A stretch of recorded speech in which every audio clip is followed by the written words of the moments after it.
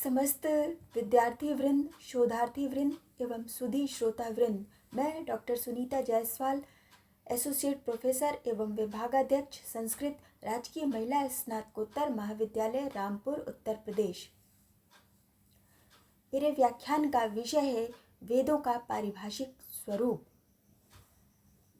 मैंने अपने पूर्व व्याख्यान में वेदों के अर्थ एवं अभिधान पर प्रकाश डाला था और जैसा कि मैंने आप सभी को ये बताया था कि वेद का अर्थ होता है ज्ञान, अर्थात जिसमें ज्ञान और सद विचारों का संग्रह है और जिसके अध्ययन से व्यक्ति का लाभ होता है, कल्याण होता है, अर्थात जो मानव मात्र के लिए कल्याणकारी है, जिसकी सत्ता है और जिसके द्वारा वस्तु के यथार्थ स्वरूप का ज्ञान होता है, उसे वेद कहते हैं।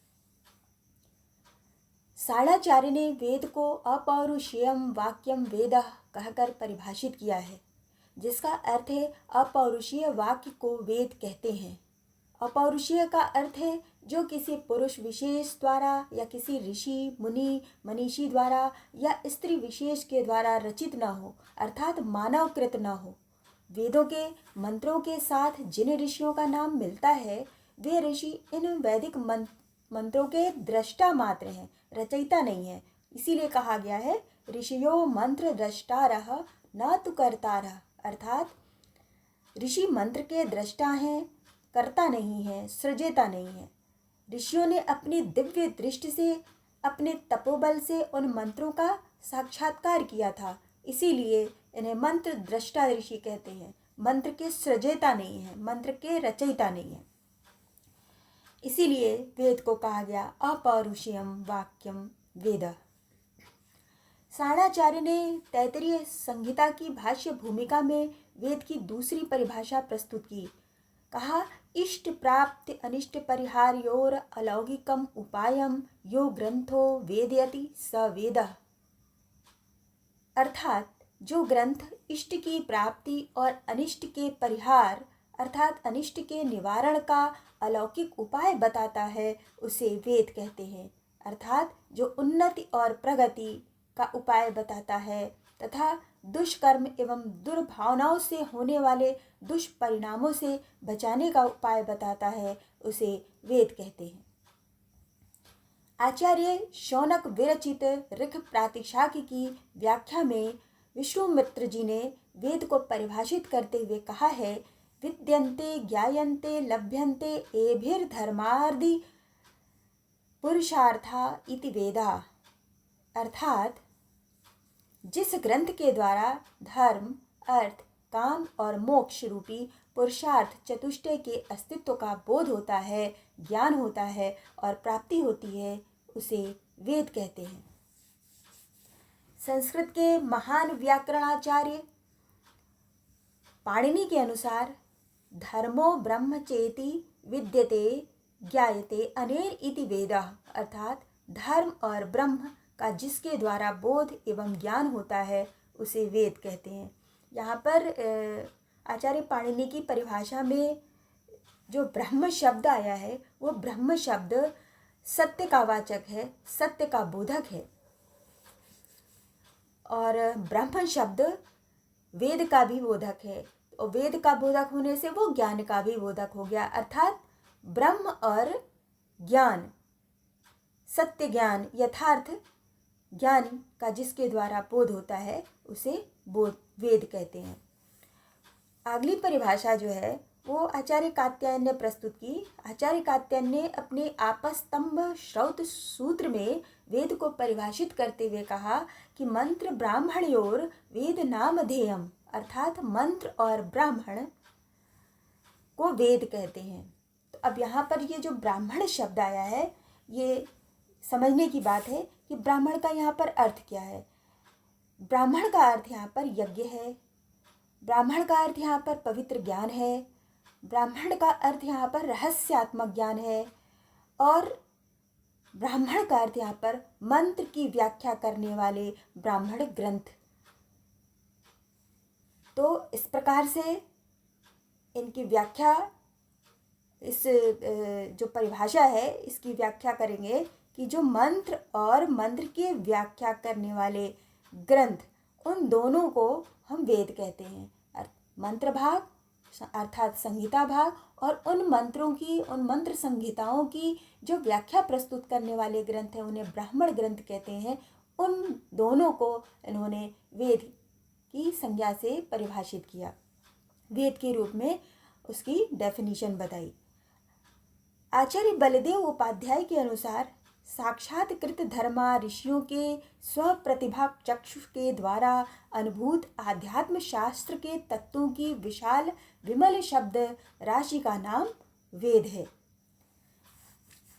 मनु स्मृति के रचयिता मनु के अनुसार वेद पितृगण, देवता तथा मनुष्यों का सनातन सर्वदा विद्यमान रहने वाला चक्षु है। लौकिक वस्तुओं के साक्षात्कार के लिए जिस प्रकार नेत्र की उपयोगिता है, ठीक उसी प्रकार अलौकिक तत्वों के रहस्य को जानने के लिए वेद की उपादेयता है। इस प्रकार से आपने देखा, इतने विद्वानों ने, ऋषियों मुनियों ने, आचार्यों ने वेद को अपने अपने ढंग से परिभाषित किया है। अब वेद की संख्या कितनी है, वेदों का विभाजन कैसे किया गया है, इस पर थोड़ा सा प्रकाश डालना चाहेंगे। संहिता के भेद से वेद की संख्या 4 है। संहिता अर्थात मंत्रों के, जो मंत्रों की संहिताएं हैं, संहिता अर्थात जो उसका एकत्रीकरण है, एकत्र संकलन है, उस आधार पर इसके 4 भेद किए गए हैं। इनकी संख्या 4 है: ऋग्वेद, यजुर्वेद, सामवेद, अथर्ववेद। अब प्रश्न उठता है कि इन चारों वेदों का पारिभाषिक स्वरूप क्या है, इनका अर्थ क्या है। तो हम पहले ऋग्वेद को लेते हैं, क्योंकि ये सबसे प्राचीन है और क्रम में सर्वप्रथम है। ऋग्वेद को ऋग्वेद क्यों कहते हैं? ऋच्यते स्तूयते अनया इति ऋक्, अर्थात जिनके द्वारा देवों की स्तुति, प्रार्थना, आराधना की जाती है, ऐसे छंदोबद्ध मंत्रों को ऋक या ऋचा कहते हैं तथा ऋचाओं के संग्रह को, संकलन को ऋग्वेद कहते हैं। यजुर्वेद को यजुर्वेद क्यों कहते हैं? यजुर यजते, अर्थात यज्ञ संबंधी मंत्रों को यजुष कहते हैं या यजुर्वेद कहते हैं। दूसरी परिभाषा यह है कि गद्यात्मको यजु, अर्थात जो गद्यात्मक मंत्रों का संग्रह है उसे हम यजुर्वेद कहते हैं।